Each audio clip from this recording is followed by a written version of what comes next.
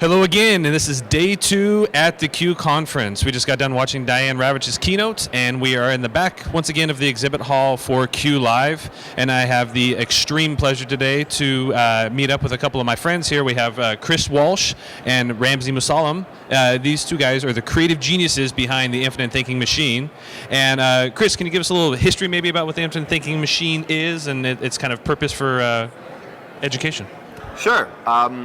The ITM, we started the ITM when I was at West Ed about 6 years ago, and it was part of a series of things we did with Google at the time to really start to elevate the conversation and highlight great innovations in education. And one of our original goals was, even though technology was a big part of that, was to really never mention the T word. And that's hard to do because so much of the work that we all do involves technology, but we did that so that it would be more accessible to the average classroom teacher. And I think that's what we've done. It's a fun, quirky show, it moves fast, and the goal is not to teach you how to implement technology. The goal really is to inspire you to get new ideas that you could take right back into your classroom and try. We don't expect anybody to be an expert after watching the ITM, but we hope that it gets people to just try, take that first step, and maybe even spur some conversations within a school. And so we had some success with that early on. We had some good following, and here we are a few years later with Q kind of taking the reins and supporting the show, and we have big plans that we can talk about later about where it's going to go. Well, I know for me personally, like when I got into the education market, so to speak, because I came into it kind of backwards from the private sector, Infinite Thinking Machine was really pivotal for me because it really showed me the way that things should be going. So, having just gone through the traditional education system myself, I didn't really understand how technology could really play a part, and at that point in my life, it really helped me, and I was able to advocate that. And so, Ramsey, you are the new host. You got some big shoes to fill there. That old host. Yeah. We had to find somebody younger, better looking, more talented. I was available. You didn't. Well, we did have a rigorous audition process. You didn't make it, though. Nobody told me. I didn't get the memo. So, Ramsey, tell us a little bit about maybe your background and your thoughts of hosting such an inspiring show as the Infinite Thinking Machine. Well, I teach high school chemistry in San Francisco at Sacred Heart Cathedral Prep High School, and got into this ed tech world kind of randomly. Presented at Q 3 years ago and didn't really know anybody when I was here. And got invited, luckily, to do the Google Teacher Academy, and through that I met a bunch of people, including Mike Lawrence and Chris, and they asked me to try out to be the host. And the thing I love most about it is if you watch some of the older clips, I think 2007, 2008, it was before Google Docs was even called Google Docs. It was Rightly or something. And it's just an example of how quick things are changing, and I think that's what excites me most about being a teacher, a current classroom teacher, is that things are changing so fast, and it forces me to be really creative. And I think that's what I love about the Infinite Thinking Machine in terms of its mission, is it's to grab onto that and feature teachers that are doing the same thing. Yeah, so. And with those older episodes too, I still think they still hold true today, even though the technology might be old, still the teaching practices and getting that creative juices flowing with the students, I think is still very powerful even to today. So is this a daily show that's going to be produced? Like I can tune into my local TV station? Not daily. we don't want anybody out there to think that Okay, so every week then, every week. Not weekly. So how frequently can we expect to see some Infinite Thinking? We're holding back on the promise because we don't want to overpromise and underdeliver. But the hope is that as we get a rhythm going again with production. We've already shot about 3 shows, and we'll do a 4th show next week. That we can, maybe do 2 a month. That's kind of our goal. We're looking at this sort of as a season. We really want people to think of this like a TV show, even though it's on the internet.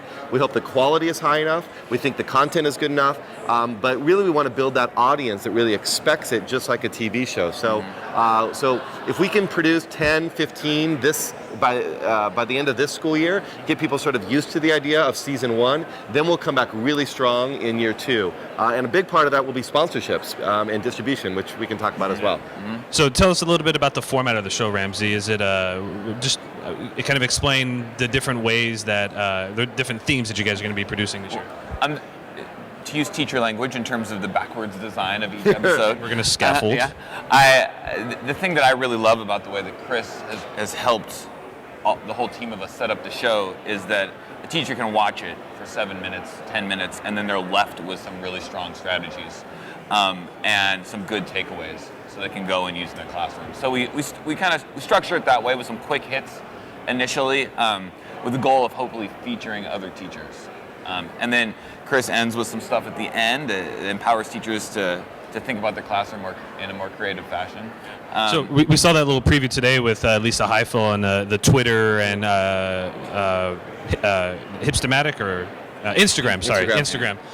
So how can other teachers get involved? Is it just something you guys producing, or how do more teachers get showcased on Infinite Thinking Machine? Do we contact you, or food come to your house? If you coffee and food for lunch, free gifts, technology, all that. We're totally opened up for all bribes of all kinds, iPads and everything. And barring that, if that doesn't work for you, we're going to have a huge presence on Twitter. ITM Show is our handle. Right now it's pretty mild, but as things kick up, we really want that to be the channel that people send us feedback on the show, send us ideas, interact with the show as a community. That's really going to be our chat room, is Twitter. But also, just emailing us and letting us know what are some great things that are happening in their room.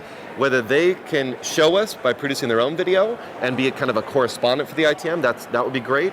Or if people just want to send us their ideas and stuff they've got on the web that we can turn into a quick clip. We know that it's really hard for a classroom teacher to produce video, not because they're not capable. There's plenty of people here that are capable, but the time. It takes time, and it takes time to do it really, really well. And we don't want that to be the barrier. So if people just can get us the ideas, we'll take it to the next step to making sure that we can communicate that out. Yeah. And also, to add to that, I think the thing that I love most about what's happening right now is that it forces us as teachers to be really curious. And I know that I hate not knowing things. So I'm on the lookout for ideas. Trust me, I'm looking. And I'd say that's one of the reasons that we're excited to have Ramsey as the host, is he can stand up and he can say, I am a science teacher, and this is what I do in my classroom.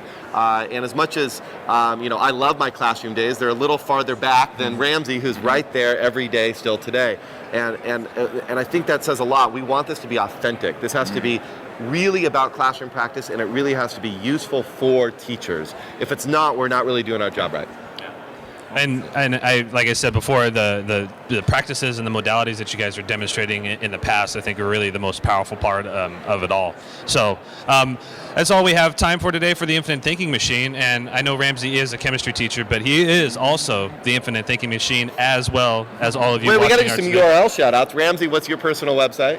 Flipteaching.com and at RA Musallam on Twitter. And you got to go to Ramsey. Is it RamseyMusallam.com? That's my we don't talk about that. Yeah, but there's great stuff there. There's great stuff there. You can't miss that. And then the ITM is infinitethinking.org. We're revamping the website. So right now it just kind of redirects to a Q page with some very basic information.